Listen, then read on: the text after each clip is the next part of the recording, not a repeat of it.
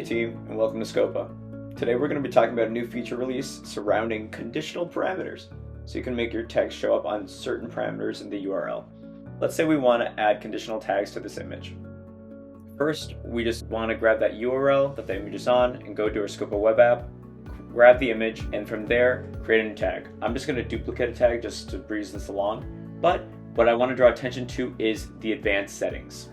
In the advanced settings, we've added a new feature where you can have your tags display only when a specific query parameter, key, and value are present. So here we have show and more.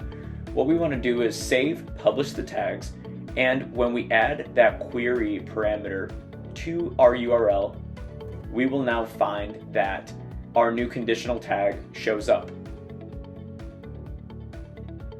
Similarly, if we wanted to take that parameter out of the URL again, and the tags will show up as normal with no conditional tag. Thanks for watching.